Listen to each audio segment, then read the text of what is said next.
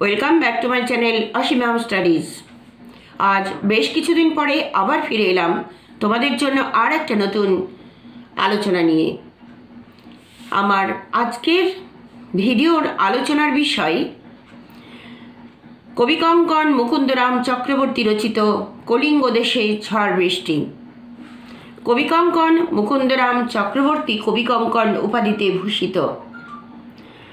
তার পিতৃপরিচয় থেকে আমরা জানতে পারি বাংলা সাহিত্যের মধ্যযুগের মঙ্গল কাব্যধারার একজন শ্রেষ্ঠ কবি হলেন কবিকঙ্কন মুকুন্দরাম চক্রবর্তী। তার লেখা গ্রন্থটির নাম অভয়ামঙ্গল। এই গ্রন্থের গ্রন্থ উৎপত্তির কারণ অংশে কবি সংক্ষিপ্ত আত্মপরিচয় দিয়েছেন। তাতে কবি উল্লেখ করেছেন তার পিতৃনিবাস ছিল বর্ধমান জেলার দামুন্না গ্রামে। কবির পিতামহ জগন্নাথ মিশ্র, পিতা হৃদয় মিশ্র, মাতা দৈবকী। কবির জন্ম আনুমানিক পঞ্চদশ শতকে। কবির জন্ম যেহেতু আনুমানিক পঞ্চদশ শতকে, তাই তার লেখাগুলোকে কবিতা হিসেবে গৃহীত হয়েছে। যদি অনেক ঔপন্যাসিক আলোচনায় বলেছেন যদি তিনি এখনকার দিনে লিখতেন তাহলে এটা উপন্যাসের পর্যায়ে পৌঁছে যেত। তার এই কবিতা কলিঙ্গ দেশে ঝড় বৃষ্টি। কলিঙ্গ দেশে ঝড় বৃষ্টি নামটি কেন দেওয়া হয়েছে? এর সংকলিত অংশের পূর্বসূত্র, মানে আগে কি হয়েছিল এবং কিসের জন্য কলিঙ্গ দেশে ঝড় বৃষ্টি শুরু হয়েছিল, আমি সেটাই বলতে যাচ্ছি। ব্যাদপুত্র কালকেতু, তাঁর স্ত্রী ফুল্লরা, দুজনেই জঙ্গলে বাস করে। জঙ্গলে পশু শিকার করে আনে কালকেতু, আর তার স্ত্রী ফুল্লরা সেই পশুর মাংস বিক্রি করে দিন যাপন করে। তাদের সংসারে প্রচণ্ড অভাব। সেই অভাবের মধ্যে তারা পশুর মাংস বিক্রি করে সংসার চালায়। অভাবের তাড়নায় তাদের সংসারের ঘটি বাটি থালা সমস্ত কিছু বন্ধক দেওয়া হয়ে গেছে বলে তারা মাটির গর্ত করে ভাত ভেজা জল পান করেন, অর্থাৎ পান্তা ভাত খান। এরকমই একটা গরিবের সংসারে তারা দুজনে আছেন, কালকেতু এবং ফুল্লরা। প্রকৃতপক্ষে এরা অভিশপ্তা রমণী এবং পুরুষ। এই কালকেতু বনে পশু শিকার করে, আর বন থেকে পশু শিকার করে নিয়ে এলে তার মাংস বিক্রি করে তাদের সংসার চলে। কিছু ফুঙার বসন, অর্থাৎ কাপড়ের পাতা দিয়ে তৈরি যে কাপড়, সেই কাপড় তারা পরে, এবং সেই কাপড় কিন্তু গায়ে পুরোটা মাথায় দিয়ে যে রোদ নিবারণ করবে বা ঠান্ডা নিবারণ করবে সেটা হয় না। তাই খুব কষ্ট করে দিন যাপন করতে হয়। হরিণের ছড় গায়ে দিয়ে তাদেরকে শীত নিবারণ করতে হয়। শীতকালে যেহেতু হরিণের ছড় পাওয়া যায় না, তাই গরমকালের যে হরিণের ছড় সেটা ধুলো ভর্তি হলেও সেই ধুলো ভর্তি হরিণের ছড় গায়ে দিয়ে কিন্তু রাত্রি যাপন করেন কালকেতু এবং ফুল্লরা, কারণ তারা এতটাই গরিব, কোনো কিছু কেনার মতো সামর্থ্য নেই তাদের। এরকমই একটা পরিবারে তারা দুজন বাস করেন, কোনো রকমে দিন যাপন করেন। একদিন কালকেতু বনে গিয়েছেন শিকার করার জন্য। শিকার করতে গিয়ে তিনি কোনো রকম পশু শিকার করতে না পেরে তিনি ধনুকের ছিলায় একটা গধিকা শিকার করে নিয়ে এসে বাড়ির উঠোনে রেখে বাইরে গেছেন। এমন সময় সেই গধিকা এক সুন্দরী রমণীর রূপ ধারণ করে বারান্দায় বসে আছেন। ফুল্লরা ফিরে এসে দেখেন এই সুন্দরী রমণী, অর্থাৎ ওই গধিকারূপী যে পশু শিকার করে এনেছিলেন সেই গধিকা সুন্দরী এক রমণী, অর্থাৎ দেবী চণ্ডীর কৃপায় এই ছলনা তাদের সঙ্গে ছলনা করা হয়েছে। সুন্দরী রমণীকে দেখে কালকেতু যে গধিকাকে দেবী চণ্ডীকে নিয়ে এসেছিলেন, সেই দেবী চণ্ডীকে অর্থাৎ সুন্দরী রমণীকে দেখে ফুল্লরার মনের মধ্যে ঈর্ষা জাগে এবং নিজের সপত্নী সম্ভাবনায় তাকে তার দুঃখের কাহিনী বলতে থাকেন। কি করে তাদের জীবন চলে, কি করে তাদের জীবন কাটান, গ্রীষ্মকালে কেমন হয়, বর্ষাকালে কেমন হয়, শীতকালে কেমন হয়, এই বলে দিয়ে 12 মাস অর্থাৎ 12 মাসের কাহিনী বলেন ওই দেবীচণ্ডীকে। দেবীচণ্ডী তাদের দুঃখের কথা শুনে তাকে নিজের ধনে ধনী করেন। শেষ পর্যন্ত তিনি পরিচয় দিয়ে বলেন তিনি দেবীচণ্ডী, তিনি এখানে এসেছেন তার পুজো প্রচারের জন্য এবং তার ধনে তারা ধনী হবে, আজ থেকে তাদের দুঃখ দুর্দশা দূর হবে। তাদেরকে দেবীচণ্ডীর যে আশীর্বাদ তারা পেয়েছেন তাই দিয়ে তাদেরকে এত বেশি অর্থ দেওয়া হয়েছে যে সেই অর্থ দিয়ে তাদেরকে ওই গুজরাট নগরী স্থাপন করার নির্দেশ দিলেন দেবীচণ্ডী। তারা সেখানে দেবীচণ্ডীর পূজা প্রচার করলেন, কিন্তু এই গুজরাট নগরীকে জঙ্গল কেটে সাফ করে সেখানে বসতি স্থাপন করার কথা মনস্থ করলেন, কিন্তু লোকজন কোথা থেকে আসবে? তখন দেবীচণ্ডী ঠিক করলেন যে সেখানে ঝড় বৃষ্টি শুরু করবেন, অর্থাৎ কলিঙ্গ দেশে ঝড় বৃষ্টি শুরু করবেন। ঝড় বৃষ্টি শুরু যদি না করা হয় তাহলে সেখানকার মানুষ যদি বিপদে না পড়ে তাহলে সেখানকার মানুষ এই গুজরাট নগরীতে আসবে না। সেই জন্য দেবতাদেরকে আদেশ দিলেন যে সেখানে ঝড় বৃষ্টি শুরু করে সেখানকার মানুষদের বাস্তুহীন করে দিতে। তাই দেবরাজ ইন্দ্র সমস্ত দেবতাদের নির্দেশ দিলেন সেখানে ঝড় বৃষ্টি শুরু করার জন্য। ঝড় বৃষ্টি এমনভাবে শুরু হতে লাগলো, 7 দিন ধরে বৃষ্টি এত শুরু হতে লাগলো বা এমন মেঘ করে এলো, ঘন মেঘ করে এলো যে মানুষ তাদের নিজের শরীর নিজেরা দেখতে পায় না, কোনটা দিন কোনটা রাত সব যেন একাকার হয়ে গেছে।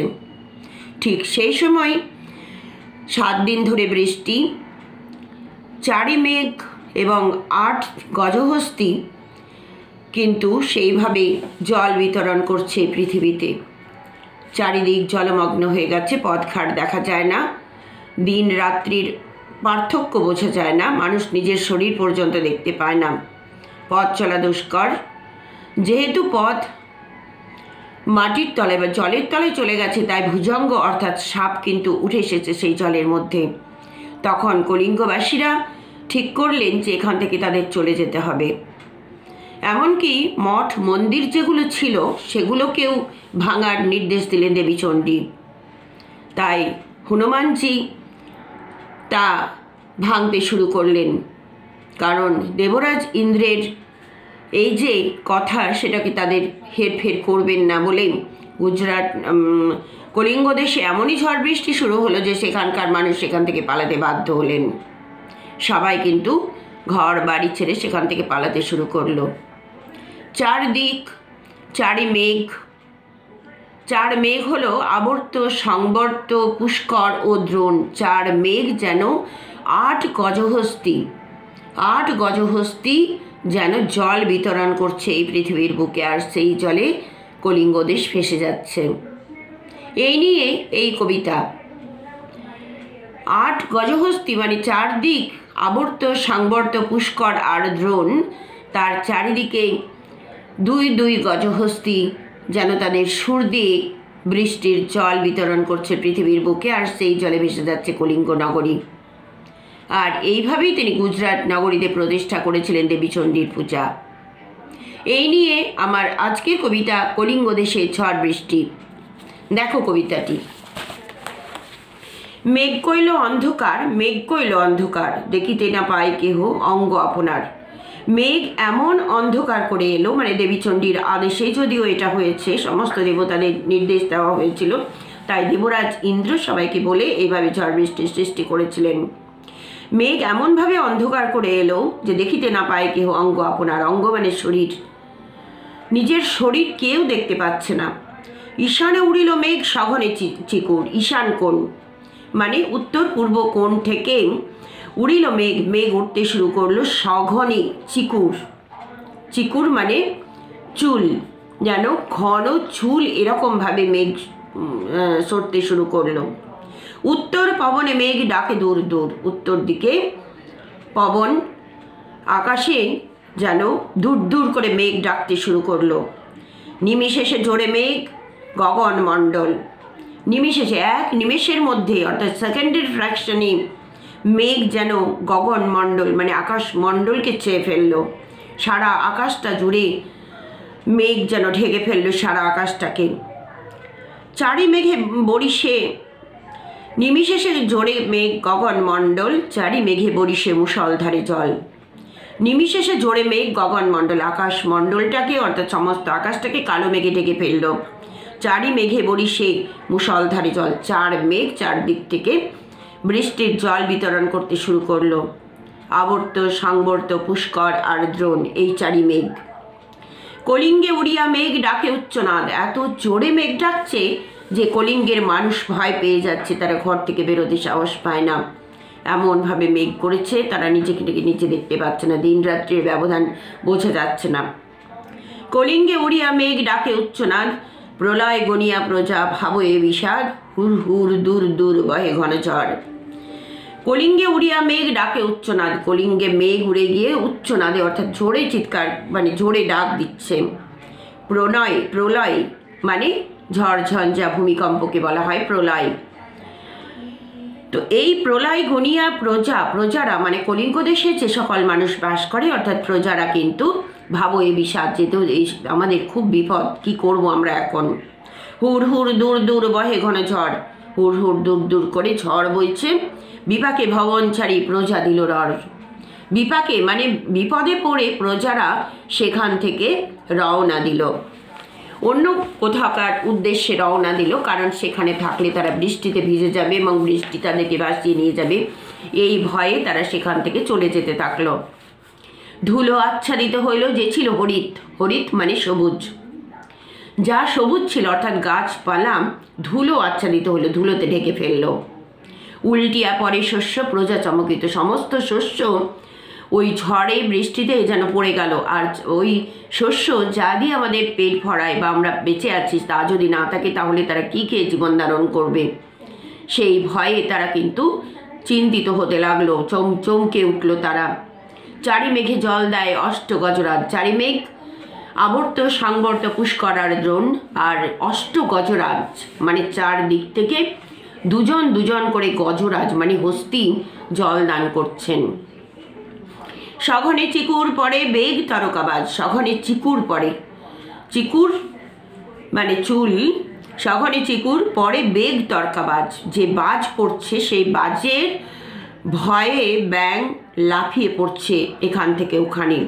করিকর সমান বরিশে জলধার, করিকর, করি মানে হস্তি মানে হাতি আর কর মানে হলো সুর, হাতির সুর যেন সমান বরিশে জলধার, জলধারা বইছে তাদের ওই চারদিকের 8 হাতির সুর দিয়ে। জলে মহি একাকার পথ হইল হারা, মহি মানে পৃথিবী, জলে এত জল হয়েছে যে চারিদিকে সমস্ত কিছু জলের তলায় চলে গেছে, পথ তারা খুঁজে পাচ্ছে না। ঘন ঘন শুনি চারি মেঘের গর্জন, সেই 4 মেঘের গর্জন শোনা যাচ্ছে খুব ঘন ঘন, এবং মানুষ ভয় পাচ্ছে কি করে তারা সেখান থেকে বেরিয়ে যাবে, এত বৃষ্টির হাত থেকে রক্ষা পাবে সেটা তারা বুঝতে পারছে না।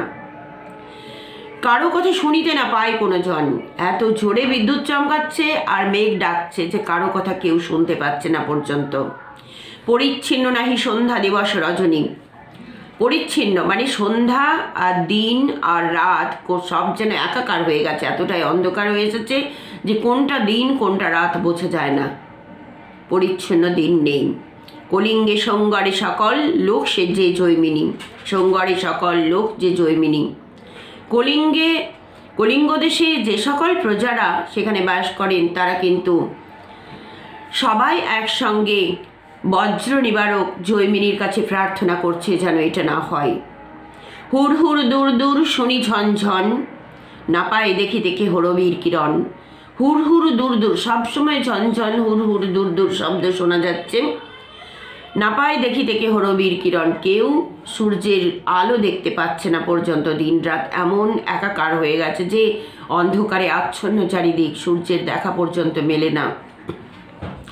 গর্ত ছাড়ি ভুজঙ্গ ভাসিয়া বুলে জলে, যেহেতু রাস্তা চলে যাচ্ছে জলের তলায়, তাই ভুজঙ্গ অর্থাৎ সাপ জলে ভেসে বেড়াচ্ছে। নাহি জানি জলস্থল কলিঙ্গ মণ্ডলে কোনটা জল কোনটা স্থল বোঝা যায় না, সব একাকার হয়ে গেছে। নিরবধি 7 দিন বৃষ্টি নিরন্তর, 7 দিন ধরে নিরন্তর মানে অবিরাম বৃষ্টি হচ্ছে, থামার কোনো লক্ষণই নেই। আছুক শস্যের কার্য হেজ্জা গেল ঘর।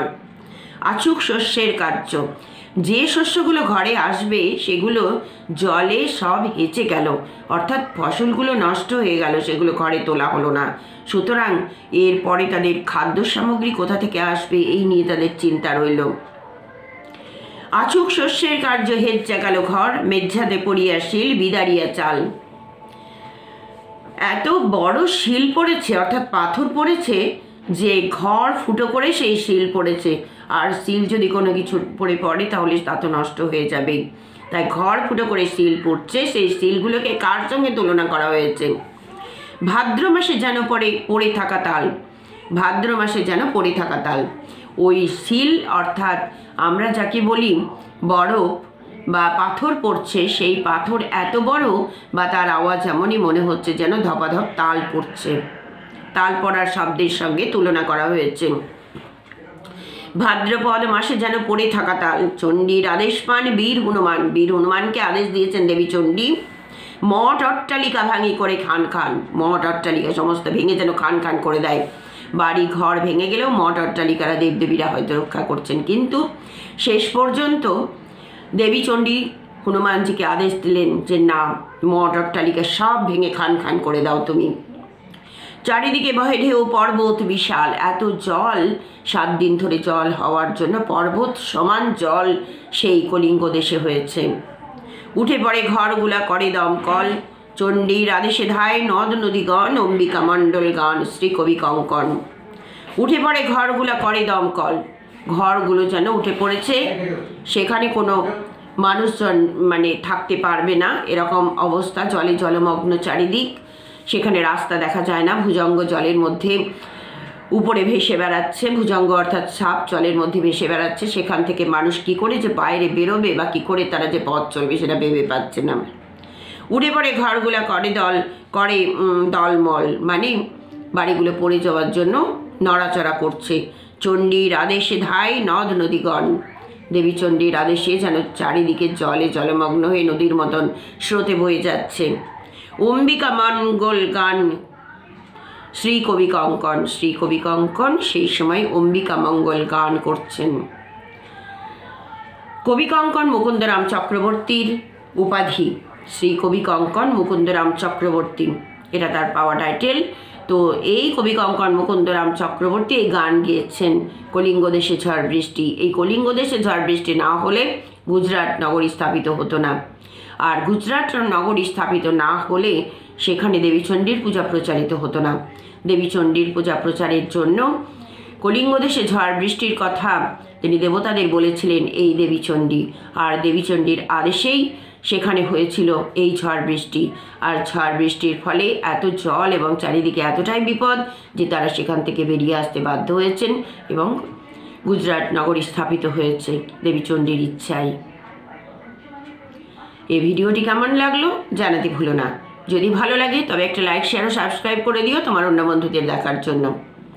পরে আবার অন্য কোনো আলোচনা নিয়ে আসছি, ততক্ষণ পর্যন্ত ভালো থেকো সবাই, ধন্যবাদ রইল।